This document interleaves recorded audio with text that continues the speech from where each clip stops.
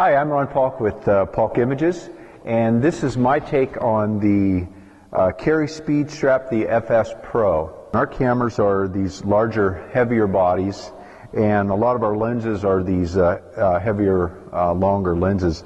So the standard camera straps that come with your camera, or the nicer, wider ones that you can purchase aftermarket, they just don't work for us well. One, with the weight of these rigs hanging around her neck is not that comfortable, and also having the camera just protruding out in front, it's kind of, you know, it's hard to kind of stealth around the city and grab shots with the Sling hanging there. Plus, it's just kind of bounces around, and if we do a lot of wildlife photography, and so we're hiking around, and having it there just doesn't work well. The idea of a Sling and how they work. What a Sling does is it goes across your body, so the camera is safe and stays back there. And so when I'm walking around, whether I'm hiking or walking through the city doing urbex stuff, my camera is, my hand is on it, and it's kind of stealth in a way.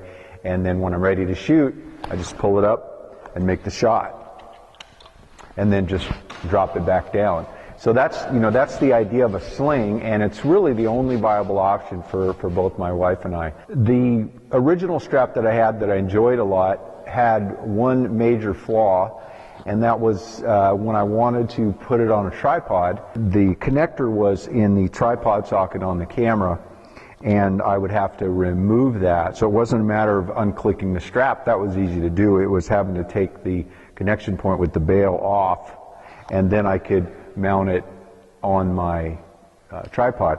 So I started looking around for a better option, and I came up with another strap that works really well. It's called a Lumaloop, a very well-made strap, and it had this very interesting connection point. It mounts right in where your standard camera strap goes if you have one of these full bodies on the bottom, on the top if not. So with these L brackets, we could use it on the tripod with the strap attached or quickly detach it.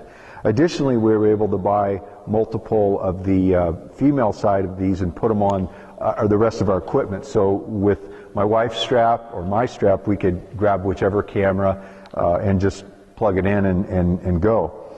But unfortunately, I misplaced my Lumaloop a few months ago. So I went shopping to get one, and I found out for some reason they're not producing the strap anymore. So anyway, that left me in a dilemma. I had to find a new strap.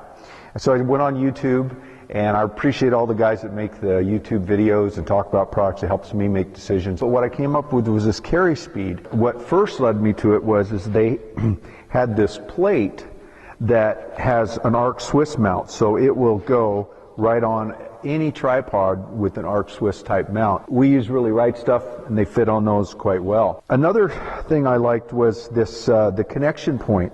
As much as I like the Lumaloop, and it's a real high quality piece, one button and it comes loose. This one is not a quick release. It takes about a couple of seconds to get it loose, and there's just no way that is going to accidentally drop off. One of the most interesting things, and I didn't recognize this when I was deciding to buy it, but I've really come to appreciate it, and that is this cinch portion of the strap. So the camera, when you want to use it, you just pull it up and use it, but when you want to put it back, you can let it hang full length, adjusted well, you've got a lot of room, or you can pull this cinch strap down pretty far, and that shortens the strap, and that pulls it up tight. And particularly if you're hiking and you're working up trails, it's nice just to be able to suck it up tight to your body. But what's really the neat thing about it is when it's time to shoot, all you have to do is pull the camera up and shoot, and it automatically, that cinch just pulls right up and back out of your way.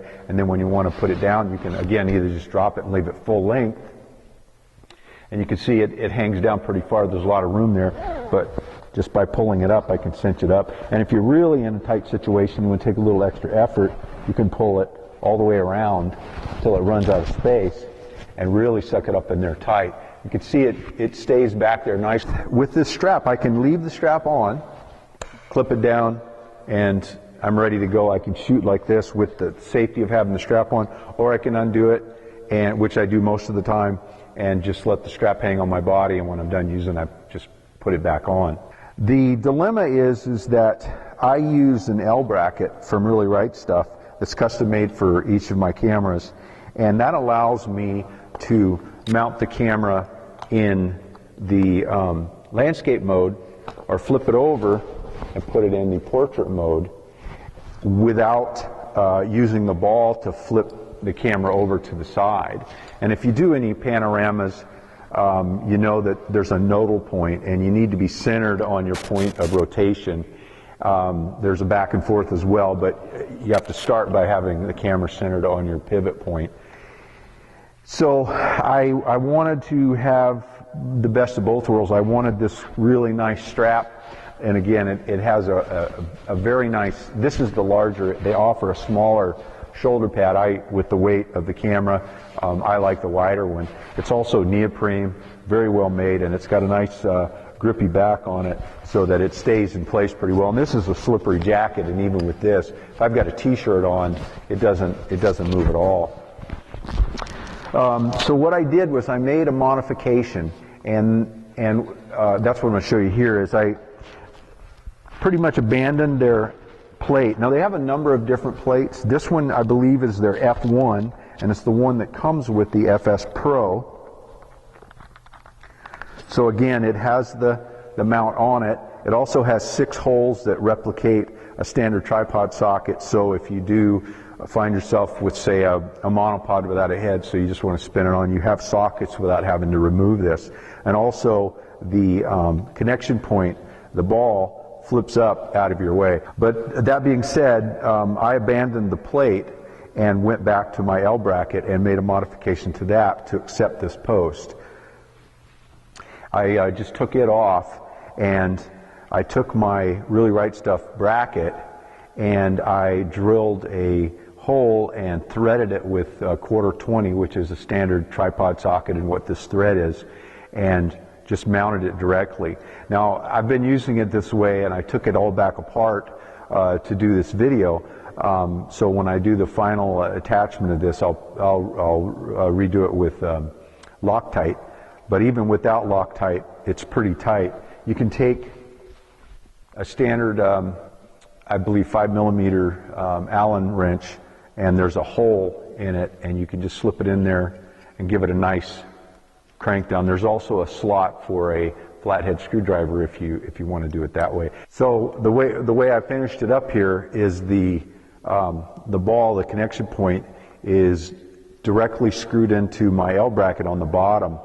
The one disadvantage to this is that with the plate that comes with the carry speed strap, it flips out of the way if you're going to set it on a table or set it down.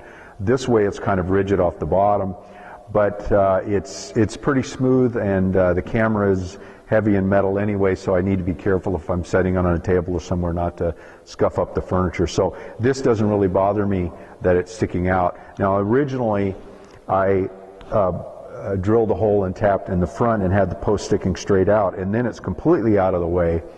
But when I was hanging it from there was just a little too much, if you can see this here, there was just a little too much bend. It was just, the angle was putting stress, and I just, even though it didn't seem to be causing any problems, I didn't want to have a problem in the future.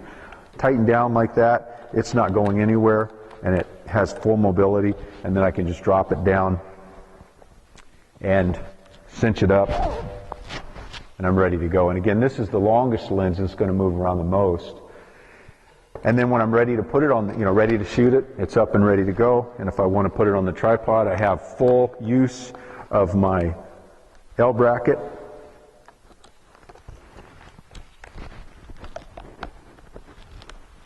The post doesn't interfere, and I can have the strap on for extra security if I'm shooting, and then I can just pop it off and drop it down, or I can take a couple of seconds and take the strap off completely.